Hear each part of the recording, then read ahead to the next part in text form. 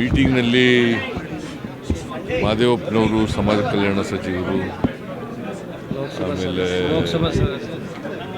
ಲೋಕಸಭಾ ಇವರು ರಾಜಣ್ಣವರು ಭಾಗವಹಿಸಿದ್ರು ಮಂತ್ರಿಗಳಿಗೆ, ಆಮೇಲೆ SC/ST ಕಮಿಟಿ ಅಧ್ಯಕ್ಷರು ನರೇಂದ್ರ ಸ್ವಾಮಿ, ತುಕಾರಾಮ್ ಲೋಕಸಭಾ ಸದಸ್ಯರು, ಮತ್ತು ಭಾಳ ಜನ MLAಗಳೆಲ್ಲ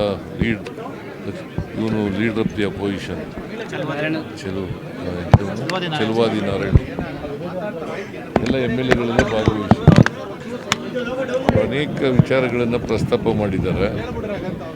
ಅದಕ್ಕೆ ಭಾಳ ಮುಖ್ಯವಾಗಿ ಕನ್ವಿಕ್ಷನ್ ರೇಟು ಅದು 20ರಲ್ಲಿ 10% ಇತ್ತು, ಈಗ 7% ಬಂದಿದೆ. ಅದಕ್ಕೆ ಅದನ್ನು ಕನಿಷ್ಠ 10%ಗಿಂತ ಹೆಚ್ಚಿರಬೇಕು, ಅದು ಮಾಡಬೇಕು ಅಂತ ಹೇಳಿದ್ದೀನಿ. ಮತ್ತು ಅದಕ್ಕೋಸ್ಕರ ಪೊಲೀಸ್ನವರು ಮೀಟಿಂಗ್ ಮಾಡಬೇಕು, ಪ್ರಾಸಿಕ್ಯೂಷನ್ನವರು ಮೀಟಿಂಗ್ ಮಾಡಬೇಕು, ರಿವ್ಯೂ ಮೀಟಿಂಗ್ ಮಾಡಬೇಕು ಅಂತ ಹೇಳಿದ್ದೀನಿ. ಮತ್ತು ಡಿ ಸಿಗಳು 3 ತಿಂಗಳಿಗೊಂದು ಸರಿ ಮೀಟಿಂಗ್ ಮಾಡಬೇಕು ಅಂತ ಹೇಳಿ, ತಪ್ಪದೇ 3 ತಿಂಗಳಿಗೊಂದು ಮೀಟಿಂಗ್ ಮಾಡಬೇಕು, ರಿವ್ಯೂ ಮಾಡಬೇಕು. ಎಲ್ಲಿ ಇದಿದ್ದಾವೆ ಅವು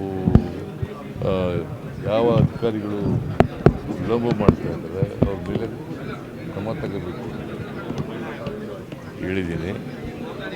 ಸೊ ಅನೇಕ ಜನ ನಮ್ಮ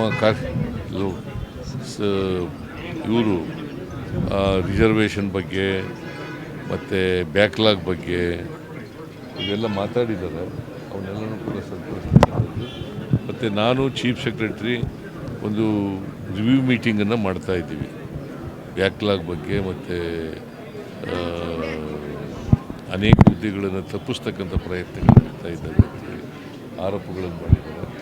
ಅದನ್ನು ಎಲ್ಲ ಯಾವ್ಯಾವ ಇಲಾಖೆಯಲ್ಲಿ ಬ್ಯಾಕ್ಲಾಗ್ ಹುದ್ದೆಗಳಿದ್ದಾವೆ ಅದನ್ನೆಲ್ಲ ನೋಡಿ ಮಾಡ್ತಕ್ಕಂಥದ್ದು. ಮತ್ತು ರಿಸರ್ವೇಷನ್ ಇನ್ ಪ್ರಮೋಷನ್ ಅದ್ರ ಬಗ್ಗೆನೂ ಕೂಡ ಮಾತಾಡ್ತೀನಿ.